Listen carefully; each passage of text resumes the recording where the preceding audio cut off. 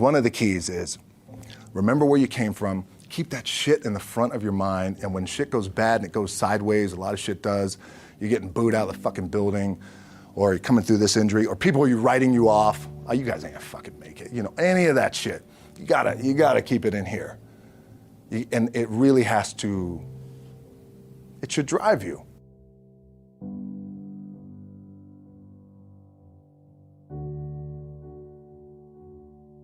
This idea and this notion that you could be anything you want and you can accomplish anything you want, right? We hear that. You've heard that from the time you were little boys. You hear that now. You're already incredibly accomplished. You can win an NBA championship, MVP of the league. You could become president. You could become governor. You could be in entertainment. You could do Charles, and you could do Shaq. You could do that. You could do whatever you want to do. You guys know that. The thing that has worked for me is to remember the hard times. So, and I'm sure you guys all have your processes. And again, I'm going to tell you what's worked for me. So before a big movie comes out, before back in the days when I was wrestling with WWE, a WrestleMania match, anything big that would happen, I would always take a moment and I'd just remind myself, all right, I was evicted when I was 14. We were kicked off the island. We couldn't live in Hawaii. Had no place to live.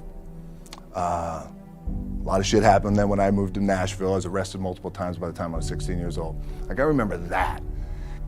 If I were playing on this team, which my skills are, what's that term? Oh, the shits. So I never play. But before I lace up, before I get on the court, before I play in these big games, before I go to the Staples Center, where history is there, those are historic walls there at the Staples Center. I would remember that, and it allows me then to be present in the moment and understand, holy shit, the stuff I have around me right now, this is the shit that I dreamed of when I was a kid. I am here. I played for University of Miami, played for great teams. Warren Sapp, Ray Lewis, they were my teammates. They were balling. Warren Sapp was playing tight end that time. I was starting defensive tackle. Yeah, they moved him over to D-line. And he looked at me, he's like, yo, dude, I'm gonna take your spot. And I said, you ain't taking my fucking spot. He said, I'm gonna take your spot. I said, no, you ain't. We battled, and he took my spot. Now you can imagine how that fucked with me, because there goes my opportunity. He went in, switched to defensive tackle, lit the world on fire. Well, what that did, it crushed me, it crushed my dreams. I had a piss poor senior year, zero production, no NFL, no combine invite, nothing. Finally went to the CFL, Calgary Stampeders, making $250 a week Canadian. Now I had to send that shit home to my wife at that time. Had no money. So I remember that. When I got cut from Canada, I had $7 in my pocket. And I always tell that story. So now my production company is $7, advertising agency is $7, everything is $7. So I always remember that. What helps me is to keep the hard times in the front of my mind, because it allows me to go into these big moments that I've worked my ass off, and you guys have worked your ass off. It allows me to go into these big moments with a different perspective. What it also does for me, and again, this is what works for me. Like, I keep my back, excuse my language, my back is up against this motherfucker. Every day, it's against this fucking wall. Excuse my language, ladies in the room.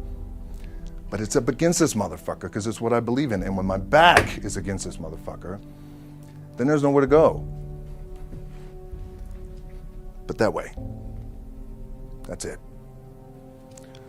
So I feel like this could be something, an ideology and mindset that could help you, if you look at it that way. Because you made it already. We made it. We're successful boys, and we're lucky boys to be where we're at. Oh, you guys made it. Everybody's rich in the room. Nobody's gonna get evicted anymore. Anything you got, there's no more money problems, right? You got a lot of hands out now. Hey, can I get a little bit? Can I get a little bit? Right, that happens. But when you make it, for me, I need this. I need this. So every day, my back is up against this motherfucker, and this is how I operate. Now, doesn't mean you don't smile, Doesn't mean you don't laugh and joke, right? You're happy, I'm a happy guy. But when it comes to business and when it comes to executing, it's up against this. And I gotta go that way. And I don't give a fuck who is in front of me. They're not gonna stop me. I feel like for me, it feels seamless because you prepared for so long, but it's just like you guys prepping for a game. That's the fun part. That's where it's like, fuck, it's fun, man. People are paying their hard-earned dollars to come see you. They're cheering, they're going bananas, they're booing the shit out of you or on the road. That's fun. That's what you live for. I mean, that's the juice right there. The prep is where the character's made. And I just don't mean the character I play, I mean the character in here. So for me, the prep is getting with the director, getting with the producers, getting with the writers, so in essence, it's like getting with all your coaches and your different position coaches and all the meetings that you have to have, right? So that's the work you put in. The key for me was, where does it start? What's the anchor? What's the anchor? So I could have all these ambitions and you guys have all these ambitions, which is great.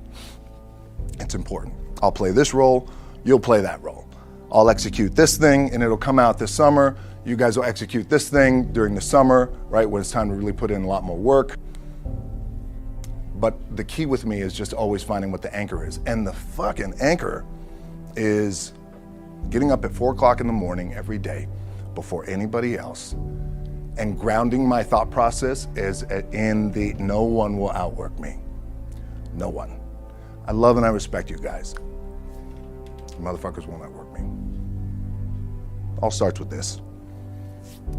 2 hands, putting it to work. The anchor for me has always been the work in terms of the weight room training. So when I first started wrestling, I was 6 years old, rolling on the mats with my dad. My old man, a lot of you guys won't know this. Yeah, Rocky Johnson. My old man was Rocky Johnson. He was the first black WWF at that time. First black WWE tag team champions with Tony Atlas back in 1983. My uncles were wild Samoans. I come from a long line of pro wrestlers. But before the wrestling part happened, I was just in the gym putting in the work. At 6 years old, rolling around on the mats. And finally when I could touch weights at 13, that's what I was doing. But the weight part for me and the gym part has always been, has to be the anchor. Look, at the end of the day, like again, it's the kind of stuff that I talked about at top is I have to hold on to my dad in his pickup truck came down 4 o'clock in the morning, picked me up in Miami from Tampa. We lived in a little shitty apartment in Tampa. He drove down in his little pickup truck to Miami to get me when I was cut from the CFL. I was driving up I-75. I don't know if you guys are from Florida, any of you guys, if you know, I-75 is like, especially down in Florida, Alligator Alley. I'll never forget it. It's 4 o'clock in the morning. And I thought, well, fuck. I leave home like you guys left home. I'm ready to tackle the world, to get after it, achieve my dreams and goals. Fucking crushed by 22, 23 years old. Now I gotta move back in with my mom and dad. I played on great teams though. Wait a second, this is not supposed to be my future. I'm supposed to be in the NFL right now. I'm supposed to be making a lot of coin and buying my parents shit, buying me shit, taking care of my wife, but it never happened. So I pulled out my wallet, I thought, well, let me see how much money I have. I opened it up, I had a 5, a 1, and change. I'm not fucking around, well, at least I rounded up to $7. But I thought, God, ain't this a bitch? I got $7 in my pocket. Where the fuck do I go now? What do I do?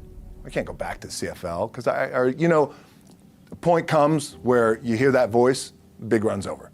Like, you're done, right? So I heard that voice. So as Coach was saying, man, I hold on to that shit. I'm telling you, my back is up against this motherfucker. We laugh, we joke, we have a good time. Press is always fun to do. Sometimes you gotta make it fun. That's another thing. You gotta do your best to make press fun if you can. But my back is still up against this motherfucker. I do not forget it. What this also helps me do, and again, it works for me, is at some point, you gotta be fucking tired of not being number one. You have to be, and you gotta fucking play angry, and I play angry. Now, I'm cool and calm with my approach, and when I step out on my field, which is a set, or, like, there's some, and you're always gonna have haters, and haters are like, well, God damn, man, how many movies are you gonna make, or how much shit are you gonna do? Like, you do a lot of shit. I say, yes, it's my ambition. Of course, why not? I could do it. Yeah, I love what I do. And not only that, but in what world do we not work every day? Doesn't mean, it's just like you guys in the off season. You gotta work every fucking day. It doesn't end. My back is up against this thing, you know, and I started to play angry, by the way, and I still play angry. My last match, Brock Lesnar, transitioned, and I realized if I had to be great at something, I wanted to be great in this world of Hollywood and movie making and producing and entertainment, I had to commit, and like you guys have to commit. Obviously, you commit to something, commit to the goal. So I quietly retired. 2 years later, I thought, what the fuck did I do with my career? Because my movies were not doing well. I was written off. I was like, it was around 2006, 2007. I was like, God damn. I left, I pulled a Jim Brown. I left when I was on top, like #1 in the wrestling business, and I left. It was a ballsy, gutsy, some call it stupid move, but I had to commit and I had to follow what was in my gut. And at that time, I'll share this with you guys, and Will Smith is my boy, and I sat down at that time with the agency I was with, and they said, what do you want to accomplish? I said, I want to accomplish the world. I want the world, and I want Will Smith's career, and I said, and I mean this respectfully because I know he's here at this agency with us, I want to do it bigger and better. And they looked at me like I had 3 fucking heads, and they were like, okay. But I still stayed focused, and I still had still put in the hard work with my 2 hands, and that's it. And that's what it comes down to with you guys. One of the keys is, remember where you came from, keep that shit in the front of your mind, and when shit goes bad and it goes sideways, a lot of shit does, you're getting booed out of the fucking building, or you're coming through this injury, or people are writing you off, oh, you guys ain't gonna fucking make it, you know, any of that shit. You gotta keep it in here. And it really has to, it should drive you.